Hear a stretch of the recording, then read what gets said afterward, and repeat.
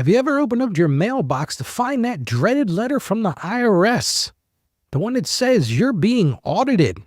If so, you're not alone. Today we're tackling this nerve-wracking topic head on, so stick around to learn not just how to survive an IRS audit, but how to navigate it with confidence, knowing your rights and the steps to take. Plus, I'll share a personal story that might just surprise you. But before we dive in, let's take a quick look back at yesterday's show. Yesterday, we explored 7 perks of maintaining great credit, and boy, were there some eye-openers. If you missed it, be sure to check it out on our website. That's at askralph.com. Well, now let's get to today's hot topic. I received a frantic message from Jessica in Jacksonville, Florida.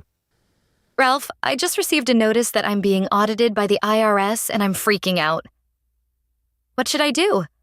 What should I avoid doing? And do I have any rights in this situation? It feels like I can't even breathe right now, and I know I'm not getting any sleep for a few nights. I hear about people being audited and even going to jail over these tax issues. What do I do, Ralph? Jessica, first of all, take a deep breath. I know this is scary, but we're going to walk through this together, and I promise you, by the end of this episode, you'll feel much more prepared to handle this situation. Now, before we dive in, I want to welcome all of our listeners, both new and returning. Thank you for tuning in to the Ask Ralph Show. Your trust and support, they mean the world to me, and I'm honored to be your guide on this journey of financial stewardship. As we tackle this challenging topic, let's ground ourselves in God's Word. Proverbs chapter 3, verses 5-6 tell us this: "Trust in the Lord with all your heart, and lean not on your own understanding. In all your ways submit to Him, and He will make your path straight." It's a good one.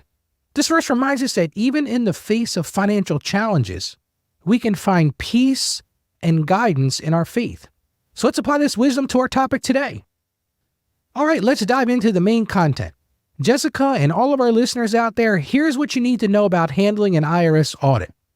When you receive that audit notice, here are the first things you should do. First, number 1, don't panic. Remember, an audit doesn't automatically mean you've done something wrong.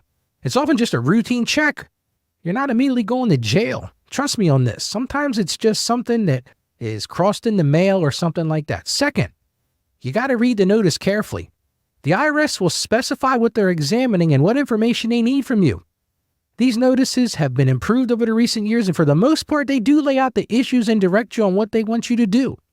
Third, and this one is really important, check the deadline on the notice. Note when they want you to respond and mark it on your calendar. This is critical. Don't ignore the notice and pretend like it's going to go away. It's not going to go away if you hide it in the junk drawer. Fourth, gather your documents. This is the time to start collecting all your relevant financial records for the tax year in question.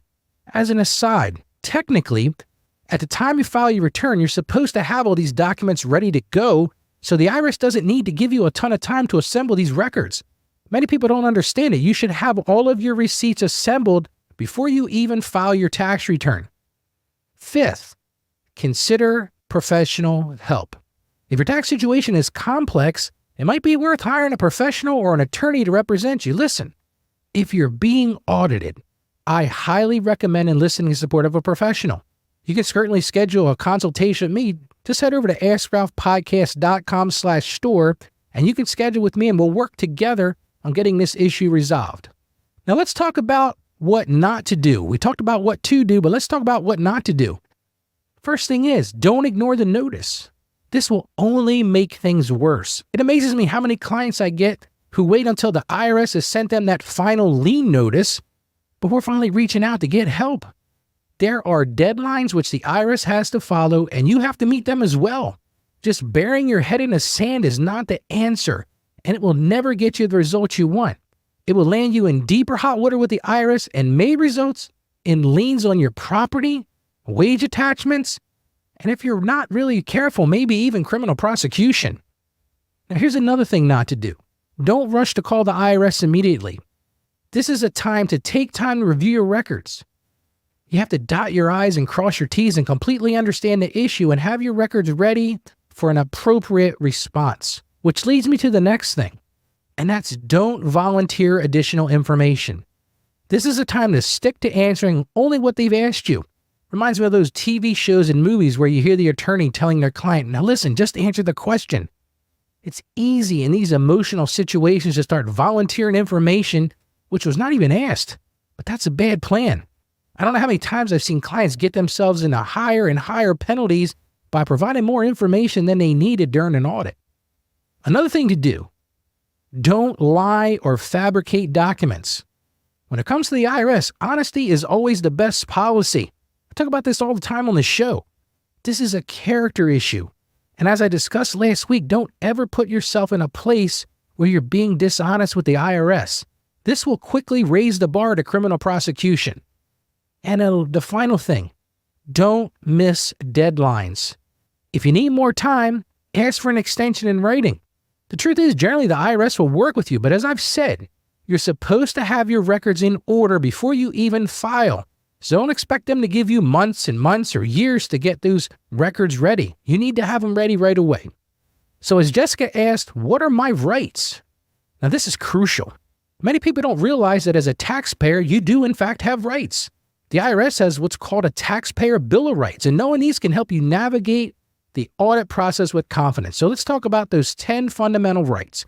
Number 1, you have the right to be informed. Number 2, you have the right to quality service. Number 3, you have the right to pay no more than the correct amount of tax. Number 4, you have the right to challenge the IRS's position, and you have the right to be heard. Number 5, you have the right to an appeal an IRS decision in an independent forum. Number 6, you have the right to finality of the issue.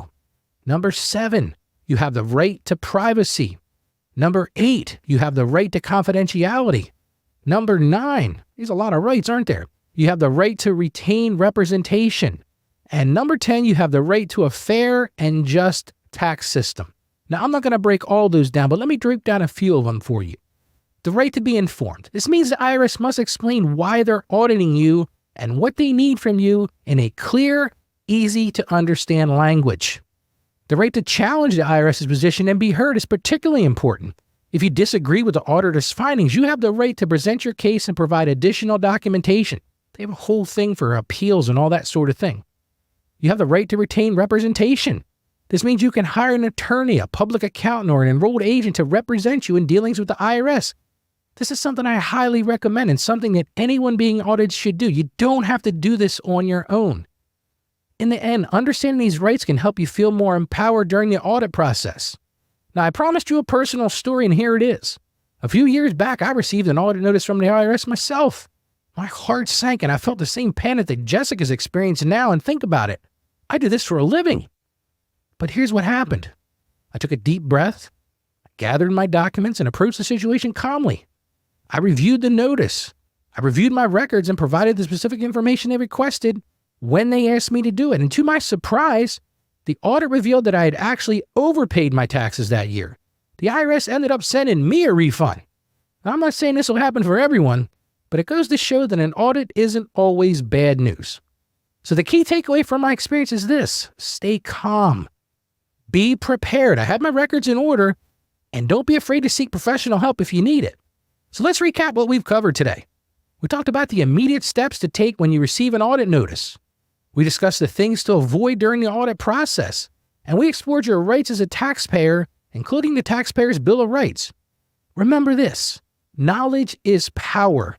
The more you understand about the audit process and your rights, the better equipped you'll be to handle it. Well, now let's talk about some actionable steps you can take. Even if you're not currently being audited, these are things which can prevent an audit altogether. And I've talked about these before, but we're going to repeat them today. First of all, it's imperative. Keep good records. Organize your financial documents and keep them for at least 3 to 7 years. I've done many shows about that, depending on the type of record that it has. Secondly, be honest on your tax returns. This is not the time to be tempted to fudge numbers or claim deductions you're not entitled to. Doing that will only come back to bite you in the end. Thirdly, if you're unsure about something on your tax return, consult a professional. It's better to pay for advice now than to face problems later. Many of my clients have said to me, "Ralph, I pay you so I don't have to worry about it." Fourth, educate yourself about tax laws. You don't have to be an expert, but you should know the tax laws that are relevant to your particular situation. And fifth, If you do get audited, remember your rights and don't be afraid to stand up for yourself respectfully. So here's a favor I want to ask you. If you found this information helpful, I encourage you to visit our website. That's at askralph.com. There you can join our community and get access to even more resources to help you on your financial journey. And here's something exciting. When you join our email list, you'll get a free copy of my book, Mastering Your Finances. Now, this book normally sells for $10 on Amazon, but it's yours absolutely free when you join our community. And don't forget to share this episode with friends or family members who might benefit from this information. Remember, we're all in this together, and sharing knowledge is one of the best ways we can support each other. Now, tomorrow we'll be diving into a fascinating topic, and that's how can we use financial fasting to grow closer to God? It's a unique approach to both financial discipline and spiritual growth, so you won't want to miss it. As we wrap up today's episode, I want to remind you all to keep sending in your questions. The Ask Ralph Show is all about answering your real-life financial queries, so don't be shy. Your question could be featured in one of our future episodes. Remember, when it comes to your finances, you're not alone. God is with you, and so is this community we're building together. So as I always say, stay financially savvy, and God bless you abundantly. Thank you for joining us on the Ask Ralph podcast. And with a simple click to subscribe, we'll invite you back to our next episode. And remember, financial issues don't have to be complicated. Just ask Ralph. The information contained in this episode of Ask Ralph is based on data available as of the date of its release. Saggio Accounting Plus and Ask Ralph Media, Inc. is under no obligation to update this content if changes occur. Applying this information to your specific situation requires careful consideration of all facts and circumstances, and any information provided is not to be considered as financial, tax, or legal advice. Please consult your tax advisor or attorney before acting on any material covered.